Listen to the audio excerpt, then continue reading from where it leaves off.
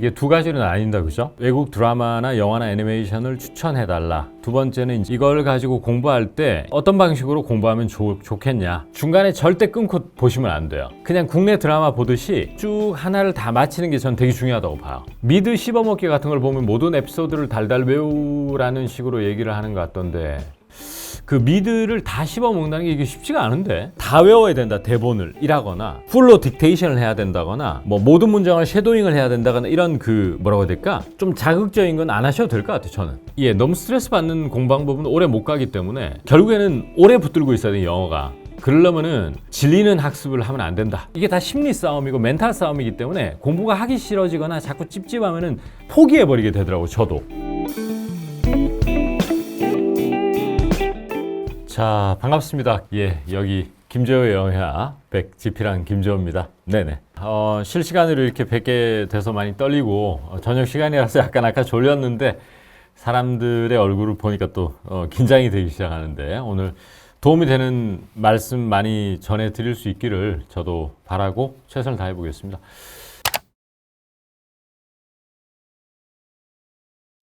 일단 뭐 저는 1에서 100까지 진도부터 스트레스 안 받고 다 빼는 게 맞다고 봅니다. 다 보고 그거를 조금 빨리 할 수 있으면 100일이라는 시간 동안 다 해버리고, 그 다음에 이해도 갈 때 제가 이제 사실 이 책 쓸 때 저도 이거 그 원어민들하고 이제 작업하면서 저도 조금 불편한 표현이 몇 개 있어요, 사실은. 이거 나도 불편한데 학습자들 입장에서는 좀 더 불편하지 않을까. 그런 것들이 원어민에게 들려주면 너무 자연스럽다라고 하는 것들이거든요, 주로. 우리를 거슬리게 만드는 것들. 외울 때 이런 게 좀 좋은 것 같아. 자기가 불편한 것들 있죠? 그 문장 좀 어색하다 하면은 that sounds awkward. 훨씬 쉽죠? 근데 제 책에서 그거보다는 that doesn't sound quite right. 이렇게 하는 게 조금 더 톤 다운 됐다. 이런데 아무리 that doesn't sound quite right가 더 점잖은 표현이고 양식 있고 배운 사람이 하는 표현을 하더라도 that sounds a bit awkward가 더 편하면 그런 문장만 집중적으로 먼저 배우는 게 더 맞다고 생각해요. 이게 다 심리 싸움이고 멘탈 싸움이기 때문에 공부가 하기 싫어지거나 자꾸 찝찝하면은 포기해버리게 되더라고요, 저도. 제가 회계 공부할 때 딱 그랬거든요. 그러니까 강사 선생님은 이게 정말 제가 가르쳐 드리는 게 좋다라고 해도 그냥 제가 어려우니까 그냥 안 하게 되더라고. 그래서 일단 처음에는 쭉 보고, 그 다음에 암기할 거는 내가 심리적으로 편한 것만 쭉 암기하고, 그러면서 영어가 조금씩 늘어가고 있을 거라고 보잖아요, 그죠? 그리고 그랬을 때 이제 까다로운 문장을 외워주는 게 맞다. 그것은 이제 이렇게 보시면 될 것 같아요. 그것이 너무 모델 example부터 외우고, 물론 제 책에는 그렇게 설명이 되어 있습니다. 만약 기초학습자들은 좀 모델 example, 그것도 맞는데, 만약에 그 방식이 아니라면 자기가 심리적으로 편한 거를 꼭 모델 example부터 외우는 게 아니고, 스몰 토크에 내가 되게 좋아하는 스타일의 문장이 있네, 이러면 그런 것들을 먼저 다 외운 다음에, 그 다음에 이제 조금 까다로운 걸로 외우는 것이 좋다, 이렇게 봅니다, 저는. 제가 설명드리는 건 아마 그 일반 그 학원 선생님들이나 아마 유튜버들이 하는 거하고 좀 스타일이 좀 다를 거예요, 오늘. 어찌 보면은 시스템적인 어떤 조언이 아닐 것 같아, 약간. 그러니까 뭐 쉐도잉 하십시다 뭐 이런 게 아니라서 그런 것 같아. 맞다고 봅니다. 제가 인강에서 문법 설명을 좀 한 거를 만약에 봤을 때 아무 문제가 없다, 그러면 따로 공부 안 해도 될 것 같습니다. 뭐 could라든지 would 이런 거에 대해서 조금 섬세하게 못 설명을 드렸고, 뭐 셀 수 있는 명사, 셀 수 없는 명사, 관사 이런 건 설명 자세히 안 드렸어요, 사실은.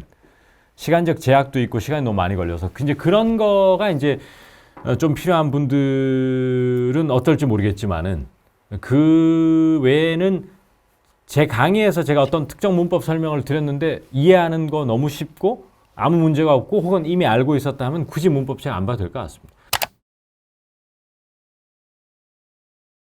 이게 두 가지는 아닌다, 그죠? 하나는 외국 드라마나 영화나 애니메이션을 추천해달라. 두 번째는 이제 이걸 가지고 공부할 때 어떤 방식으로 공부하면 좋겠냐. 미드나 이런 거 볼 때 방법에 대해서 한번 공유해 보겠습니다. 추천드릴 드라마가 이제 에밀리 인 페리스가 되겠는데, 처음 볼 때는 기초 학습자건 중급 학습자건 1화가 있잖아요. 한 화. 그죠? 원 에피소드. 그게 뭐 25분이다 뭐 이렇게 치면 중간에 절대 끊고 보시면 안 돼요. 그러니까 10%만 알아들어도 좋으니까 처음부터 끝까지 그림 보고 이렇게 하면은 대충 뭐 어떤 스토리라는 건 조금은 아실 거 아니에요, 그죠? 맞죠? 예, 응답이 없으니까 진행이 어렵네요. 역시 수업의 형태가 인강의 형태로 변질되고 있습니다. 라이브인데. 자, 어쨌든 자기의 수준에 상관없이 한 화를 볼 때는 영어가 몇 프로 들리느냐, 개별 표현이 이게 뭐 어떤 표현이냐, 이거 못 듣고 이런 거를 전혀 생각하지 마시고 쉽지는 않을 거예요. 잘 안 들리는데 어떻게 한 화를 쉬지 않고 다 들을 수 있습니까? 라고 이제 생각하시는 분도 계신데, 그리고 잘 참으시고 그냥 국내 드라마 보듯이 그냥 그림 보면서 쭉 하나를 다 마치는 게 전 되게 중요하다고 봐요. 그 화면, 그 장면에 대한 잔상도 영어 공부에 있어서 전 되게 중요한 포인트라고 보기 때문에 꼭 그렇게 해주시고, 한글 자막 있잖아요. 그죠? 예를 들어 넷플릭스 같으면 한글 자막 나오잖아요. 스트레스 받지 마시고 한글 자막 그대로 다 그냥 다 보셔도 전 된다고 봐요. 그러니까 영어를 틀어놓되 밑에 한글 자막을 눈으로 보면서 봐도 상관없다고 봅니다. 그러니까 이거는 뭐냐면은 스토리를 먼저 다 파악하는 게 되게 중요하다고 봐요. 오늘 1화에 이런 얘기구나 하는 걸 한글로 그냥 먼저 스토리를 다 그냥 섭렵을 하십시오. 하고 그 다음에 두 번째 볼 때는 너무 사운드 자체 들으려고 그러지 마시고, 왜냐면 저도 옛날에 해봤는데 잘 안 들리는데 자막 없이 들으려고 용어를 쓴다고 해서 실력이 늘지는 않더라고요. 저 개인적으로는. 심리적으로 스트레스만 받아서 공부 오래 안 하게 되고 금방 이렇게 드라마를 안 보게 되는 그런 일이 생겨서 그건 좋지 않다고 생각하고, 두 번째 같은 에피소드 볼 때 영어 자막 보고, 세 번째 동일한 에피소드를 볼 때 그냥 한글 자막과 영어 자막을 다 끄고 그냥 영어만 들으시는, 제가 한 방법을 말씀드리는 거예요. 제가 한 방법을. 그렇게 하고 나서 그 세 가지 프로세스를 다 거친 다음에 마지막으로 볼 때 한글은 보지 마시고 영어 자막을 켜놓고 그 다음에 이제 듣는 거, 화면 그 대사 나오는 거하고 영어 자막을 동시에 하는 이 네 번의 프로세스만 거치면은 그냥 더 이상 볼 건 없다고 생각해요. 물론 그 네 번을 봤을 때 개별 센텐스를 다 그럼 100% 이해했느냐 이런 문제가 생기는데, 그 드라마를 이게 영화 한 편이면 모르겠는데 그 넷플릭스 시리즈는 그 에피소드가 되게 많잖아요. 근데 그걸 다 100% 공부하는 건 저는 불가능하다고 생각하거든요. 그러니까 뭐 적당하게 이해하고 그러면 된다고 생각합니다. 그러면 하나의 에피소드를 4번 보게 되면, 예를 들어 에밀리가 지금 정확하게 한 시즌이 몇 가지 에피소드로 돼 있는지 모르겠는데 그 다 보면 시간 너무 많이 걸리거든요. 그렇게만 해도. 이제 그러고 나서 뭐 예를 들어 에밀리를 다 봤다. 그러면 이제 다른 뭐 드라마로 넘어가고, 이런 프로세스가 맞다라고 저는 생각을 하는데, 이게요, 영어 방법이라는 게 이제 유튜브의 선생님들이나 이런 분들이 여러 가지 다른 시각을 가지고 계시잖아요. 그런데 저도 되게 이렇게 좀 이렇게 힘들게 공부하려고 시도를 많이 했던 것 같아요. 안 들리는 거를 절대로 한국말 자막을 보지 않고 영어 자막도 안 보고 어떻게든 들어야 된다 뭐 라거나 이런 힘든 프로세스를 공부를 해봤는데, 그냥 조금 편하게 한국말 보고 영어 자막 보고 그 다음에 자막 없이 한번 보고 마지막에 영어 자막 이렇게 봐도, 어차피 저도 되게 많은 분들 모시고 영어 강의했잖아요. 그럼 나중에 늘어있는 게 이래치나 저래치나 비슷해요.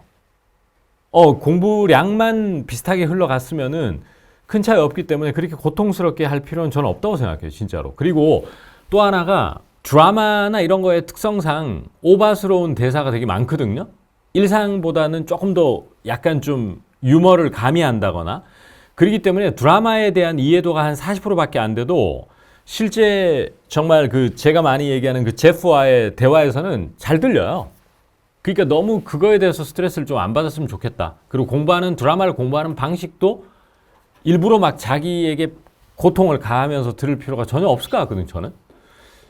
저도 항상 그렇게 해왔어요. 미드 씹어먹기 같은 걸 보면 모든 에피소드를 달달 외우라는 식으로 얘기를 하는 것 같던데, 그 미드를 다 씹어먹는다는 게 이게 쉽지가 않은데, 때로는 그 극단적인 학습법 있잖아요. 왜? 극단적인 학습법은 좀 멀리하는 게 좋을 것 같습니다, 저는. 그러니까 뭘 씹어 먹어라 이런 말 자체가 좀 자극적이잖아요. 그렇게 안 해도 일정량의 학습량을 채우면은 충분히 많이 늘어 있거든요. 막 이렇게 뭘 다 외워야 된다, 대본을 일하거나 풀로 딕테이션을 해야 된다거나 뭐 모든 문장을 쉐도잉을 해야 된다거나 이런 그 뭐라고 해야 될까, 좀 자극적인 건 안 하셔도 될 것 같아요. 저는 그렇다고 생각합니다. 예, 너무 스트레스 받는 공부방법은 오래 못 가기 때문에 저는 그렇게 생각합니다. 누가 결국에는 오래 붙들고 있어야 돼요, 영어가. 그러려면은 질리는 학습을 하면 안 된다. 저는 그렇게 생각합니다. 예. 여러분 다 아시는 드라마 몇 개만 추천해 주면 우선 드라마 선정 기준은 제가 예전 다른 영상에 말씀드렸는데 저는 의학 드라마나 법정 드라마나 SF물 이런 건 잘 안 보는 스타일이에요. 제 개인적인 것만 말씀드린 거예요. 왜 그런가 하니 너무 전문적인 얘기도 좀 많이 나오는 것 같고 범용성도 좀 떨어지는 것 같고 그래서 이제 저는 생활형 일상생활을 그린 드라마를 보는 거를 늘 추천드리거든요. 대표적으로 뭐 세간에 너무 많이 알려져 있는 게 이제 모던 패밀리입니다. 모던 패밀리 그죠? 무슨 계기로 거기에 꽂혀가지고 에밀리 인 페리스는 다 본 것 같습니다. 그래서 에밀리 인 페리스 일단 추천드리고 다만 한 가지 또 말씀드리면 혹시라도 에밀리 파리에 가다를 보시는 분은 거기서 주인공인 에밀리 있잖아요. 그 친구랑 에밀리 상사가 있습니다. 프랑스 여성.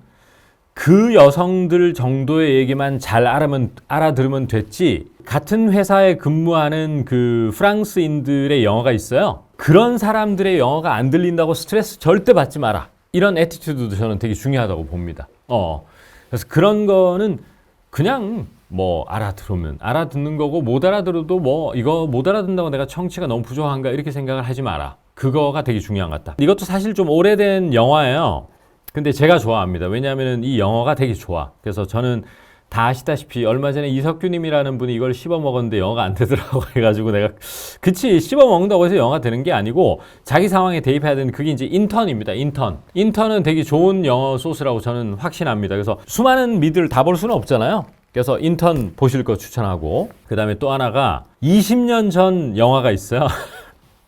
제 위주로 말씀드리는 건데 여러분 If Only라는 영화 아세요? If Only라는 영화를 제가 사실은 2주 전에 우연찮게 케이블 TV에서 봤는데 제가 통대 재학 시절에 이 영화를 본 것 같거든요. 제 기억이 맞다면 영화관에서 그때 들을 때하고 이번에 들을 때가 너무 달랐습니다. 정말 수월하게 들렸던 것 같아요.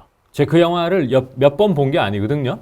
그때 보고 이번에 중간에 뭐 스쳐가면서 본 거 저건 있는 것 같은데 이번에 이제 20년 만에 이제 끝까지 본 것 같은데 굉장히 잘 들렸고 들으면서 어떤 느낌을 받았냐면 김재우 영화에 나오는 표현이 좀 많이 나왔어요. 솔직히. 그래서 공부하면서 쾌감이라는 게 있거든요. 내가 학습한 것이 이제 컨수밍 작업할 때 이제 맞닥뜨리면 쾌감하고 공부할 맛이 나는 그런 측면에서는 에밀리 인 페리스, If Only, 인턴 이 세 가지를 좀 추천드리겠습니다. 만약에 언제 시간이 좀 되시는 분은 그런 걸 한 6월까지 다 듣겠다 내가. 이렇게 마음 먹으셔도 좋을 것 같고.